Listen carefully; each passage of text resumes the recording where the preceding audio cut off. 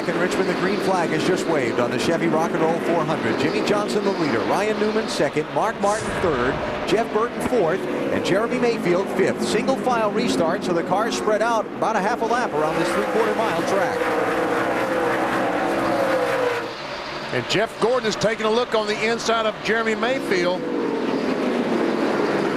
That's fifth place, BP. Jeremy Mayfield gets the hold, gets in line.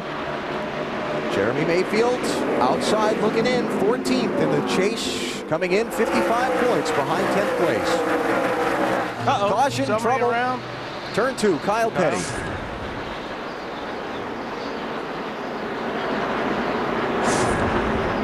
So the second yellow flag is out, which gives us an opportunity to back up to the first yellow flag a minute ago. Just a few cars pitted under that caution, among them Dale Jarrett, who gave up some track position for a stop there. Dave? Alan, his car was so loose he thought he might have a flat tire, so that caution was a big break for him. They changed 4 tires, made a wedge adjustment. He did not have a flat, just very, very loose. So yellow out for the second time early in the Chevy Rock and Roll 400. You're watching NASCAR on TNT. Kyle Petty outside of Kirk Shelmerdine going into the corner, and this is what happened. Just a little bump, and let's see how many laps of green we get this time. Jeff Gordon jumped out there pretty quick, takes a look under Burton. Make it happen. It's going to be for 4th place if he pulls the pass off. Jeff Burton in the 30. Marty? Yeah, Jeff Burton came on the radio, and we have heard a lot of people talk about adding or taking out brake from the car. Jeff Burton added rear brake to the car, which means his car has been tight. He said, I turned it 1 turn, I think. It's kind of hard to tell how much you're turning it, actually, when you're in the middle of the corner. Yeah, adjusting the brake bias, and if you want the car to be loose going in, you put more rear brake in it, and that's going to loosen the car up going in. Or if you want to go the other way, if you're too loose going in, you want the car to push or get it a little, tighten it up, getting into the corner, give it more front brake. And that's one nice adjustment that you have here. We put Kurt Busch on camera to tell you this. Todd Bodine's car has just been retired from the race. Kurt is assured of finishing 42nd or better. There is the first clincher tonight of a spot, actually the second. Elliott Sadler got one just by starting, but now Kurt Busch is assured to be in the chase for the next L Cup. Ryan Newman, the 12 car, closes up on the back of the 48. And he wants back in front. Jeff Gordon, look at this 24 car. Come to the front. And you see how Mark gave him all the room in the world, because Mark was not going to push the issue, Bill. And they're very good. In fact, Gordon already on the radio during that caution said this car is good, and it's real good in traffic. And that is something that Jeff Gordon has not seen in the past couple of years. Is the car good in traffic? He's really good in front, but he struggles in the back. Tell you what, these last 10 races, that's bad news for the rest of the guys. The 24 runs well in traffic. Michael Waltrip on the move, looking for a spot on Casey Kane. Michael up to the 14th position, started back in 19th. And not able to complete the pass. He falls back in line there into the 14th spot. Casey Kane, 9th place in the championship, but just 34 points ahead of 11, starting the race. He's in the danger zone. This young man in this 9 car has been outstanding in 2004. Hasn't won a race, but he's come awfully close. Matt? Well, Kurt Busch has clinched a spot. Casey Kane's trying to lock down a spot as well, telling crew chief Tommy Baldwin under that last caution, the car just goes sideways when I try to get into the gas. I barely touch the throttle, and it goes sideways. I can barely turn the wheel. And a change for second place. Gordon is rolling. And he is. He went right by Ryan Newman. That's not easy. And this is exactly what I was talking about in my opening tonight, is the 24-48. These guys are really getting some momentum for these final 10 races of the year. Dale Jr. in 8, Ricky Rudd in 21, racing for 9th spot. And behind him, Casey Kane trying to move forward with Michael Waltrip in tow. Junior takes that spot away from Ricky Rudd, but this is one of Rudd's better runs in the last couple of months. Good to see that. I talked with Eddie Wood, one of the team owners, earlier today. He said it's been just a remarkable change since the addition of Michael McSwain.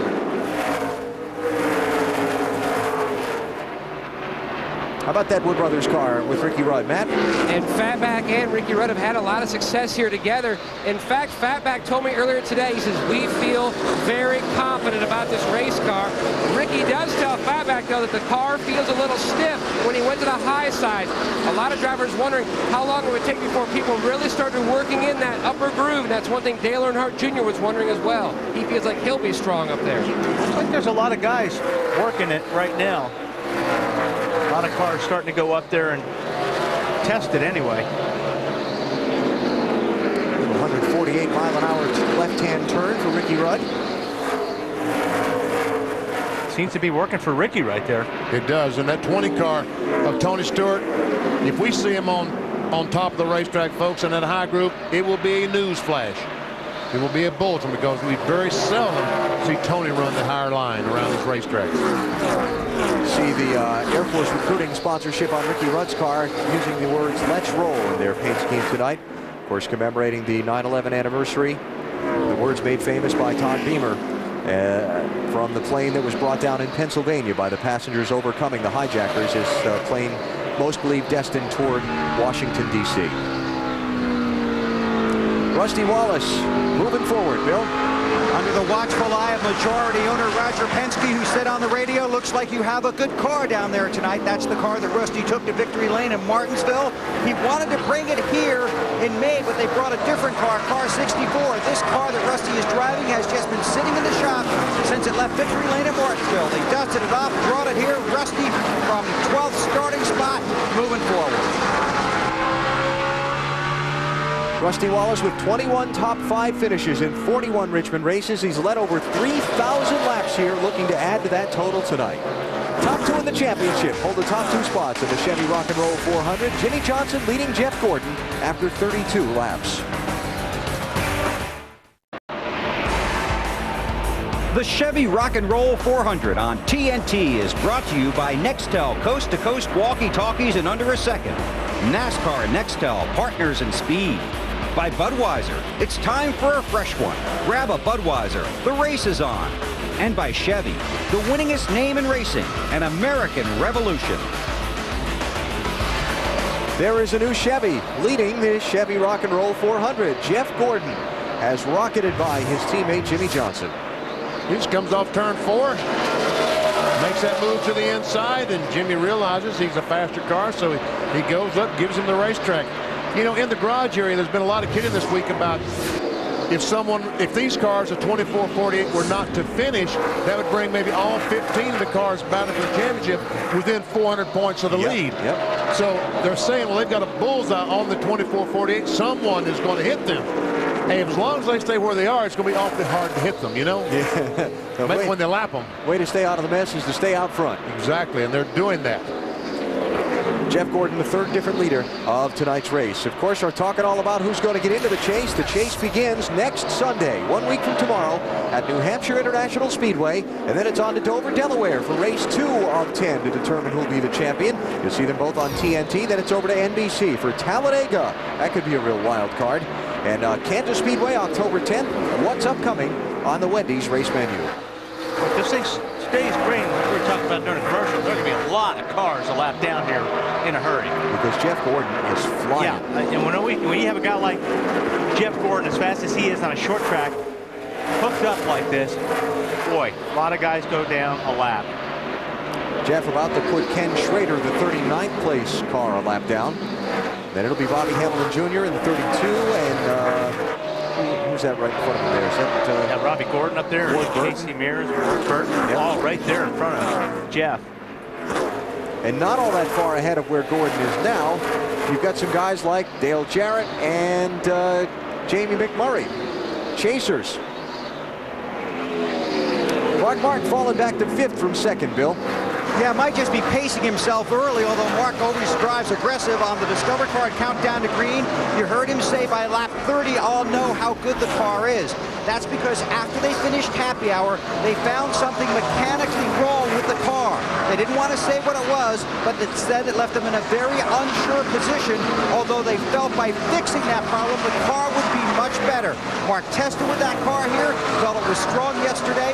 We'll see what happens, but he has slipped back a little bit here in the early going. Tell you what, Bill, about a lap ago, he was the fastest car on the racetrack. So, you know, Mark's a smart race car driver, and he's going to pace himself, and he's in a good spot right now. I don't think he wants to get in the thick of things at the moment. So he knows what he has to do tonight. As they run on the racetrack, Mark is, you'll see, 9th in the championship standings.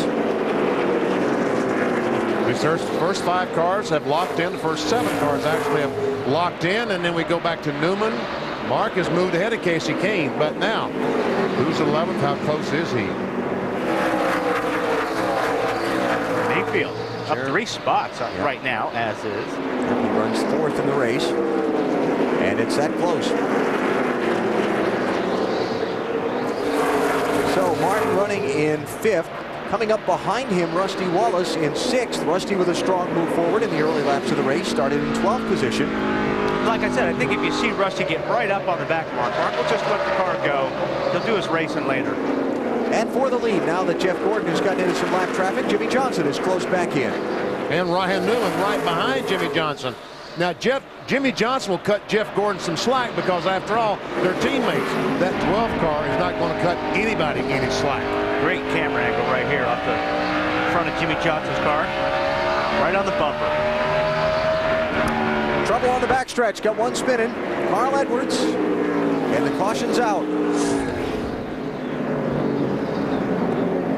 3rd caution of the race. Edwards driving the 99 for Roush Racing in his 4th Nextel Cup Series start. And he was going to lose a lap. Sorry, man, I just lost it. So there you go. Good break for guys like McMurray and Jarrett, who are in danger of being lapped, and I wouldn't be surprised if they hit the pits here. Edwards was running in 17th place at the time of his spin, and you're right. I think we've run 52 laps now. I think we'll see everybody come onto pit road. Now except those guys that he just talked about, and they'll stay out. Well, unless their cars are not handling, and they need to make some adjustments. You know, it's been a while since they pitted, though. It was lap 9. Yeah, I bet you they're still adjusting on their cars. I think they'll be in. All right, well, we'll find out when they open the pit lane here in a second, which will be now. We're coming down from NASCAR Race Control. The pit road is open this time, and so we'll see. You doubt me? We'll see. We'll see. I base my opinions on experiences, Wally. Okay, here we go. And Ryan Newman. No, I'm sorry, that's a lap car, isn't it? Yeah, that's Ward Burton. Yes, the 0 car stays out. All the leaders coming in so far. Go ahead, Dave. Jeremy Mayfield pitting, and they're going to try something. How about no tire change, fuel only for the 19 car?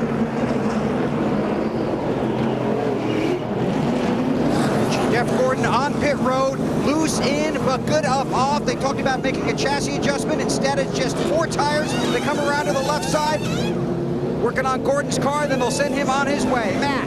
The 19's already off pit road. Ryan Newman was very pleased with his race car. He said he can make it both free or tight, depending on his line, his exit off turn 2. 2 tires for the 12. I saw Robbie Gordon get fuel only also. We heard from Matt and from Dave. Jeremy Mayfield getting fuel only. Ryan Newman getting just right side tires. Looks like Mayfield the first off the pit lane. And we're under caution here at Richmond International Raceway. An exciting night after an emotional pre-race.